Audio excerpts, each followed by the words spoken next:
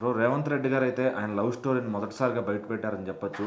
అసలు వాళ్ళు ఎక్కడ కలిశారు, ఎక్కడ స్టార్ట్ అయింది అని మొత్తం కూడా పంచుకున్నారనమాట. అసలు ఏంటి ఆ స్టోరీ? అంటే తెలంగాణ సీఎం రేవంత్ రెడ్డి గారిది ప్రేమ వివాహం అని అందరికీ తెలిసిందే. మరి ఆయన కెరీర్ కావచ్చు, ఆయన రాజకీయ ప్రసంగం గురించి కావచ్చు, ఆయన రాజకీయ జీవితం గురించి కావచ్చు, అందరికి కూడా తెలిసిందే. ఎందుకంటే తెరిచిన పుస్తకం లాగా ఇంత మంచి ఆదరణ ఆయన సంపాదించుకున్నాడు కాబట్టి ఇప్పుడు సీఎం రేంజ్ లో ఆయన కూర్చోవడం జరిగింది. సో మొదటిసారిగా ఆయన ఒక ఇంటర్వ్యూలో మాత్రం తన ప్రేమ వివాహం గురించి చెప్పడం జరిగింది అన్నమాట. సో ఖచ్చితంగా ఈ ప్రేమ కథనంతా కూడా తీస్తే ఒక సినిమా కూడా అవుతుంది, ఒక పోక్రీ లెవెల్ ట్విస్టులు కూడా ఈయన జీవితంలో ఉన్నాయి, ప్రేమ కథలో ఉన్నాయని చెప్పేసి చాలా మంది కూడా అభిప్రాయపడుతూ ఉన్నారు. అయితే సీఎం రేవంత్ రెడ్డి గారు ఒక మధ్యతరగతి కుటుంబం నుంచి వచ్చారు.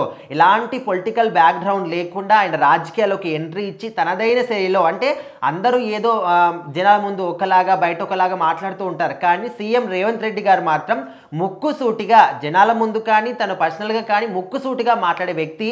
సో ఆ విధంగా ఆయన ఒక ప్రత్యేకమైనటువంటి గుర్తింపును సాధించుకున్నారు. ఇప్పుడు తెలంగాణ రాష్ట్రానికి సీఎం రేంజ్లో కూర్చున్నారు. సో ఆల్మోస్ట్ ఇంకా కాంగ్రెస్ పార్టీ పని అయిపోయింది, పగ్గాలు తెగిపోయాయని చెప్పేసి అనుకున్న సమయంలో ఎవ్వరు కూడా ఊహించని విధంగా కాంగ్రెస్ పార్టీ నెగ్గడము, ఇక్కడ సీఎం రేవంత్ రెడ్డి గారు చొరవనే అని కూడా చాలా మంది ఇప్పటికీ అభిప్రాయపడుతూ ఉన్నారు. అయితే ఇక్కడ ఈ ఇంటర్వ్యూలో తన ప్రేమ వివాహం గురించి ఒక యాంకర్ ఒక క్వశ్చన్ అడిగినప్పుడు ఆయన చెప్పడం జరిగింది, సరదాగా చెప్పాడు. అంటే ఇది మాది ప్రేమ వివాహమే అయినప్పటికీ కూడా అరేంజ్ చేసుకోవాల్సి వచ్చింది అని చెప్పేసి మన్మధుడు సినిమాలో ఒక డైలాగ్ కూడా ఆయన సరదాగా పంచుకోవడం జరిగింది. మరి వీళ్ళిద్దరు కూడా ఫస్ట్ ఎక్కడ కలిశారు అంటే సీఎం రేవంత్ రెడ్డి గారు ఒక ఏబీవీపీ కార్యక్రమానికి విజయవాడకు వెళ్ళారనమాట.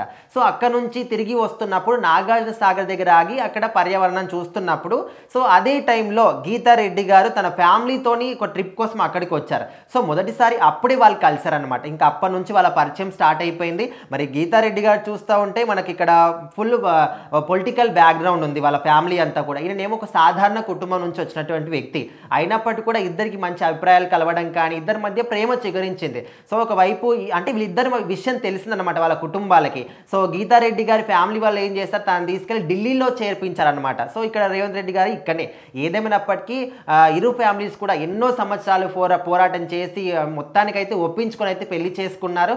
సో ఈ విధంగా వాళ్ళ ప్రేమ కథలో చాలా ట్విస్టులు ఉన్నాయి. దీన్ని ఒక సినిమాగా తీస్తే గొప్ప సినిమా అవుతుందని చెప్పేసి కూడా ఈ కథను విన్న వాళ్ళందరూ కూడా అనుకుంటూ ఉన్నారు.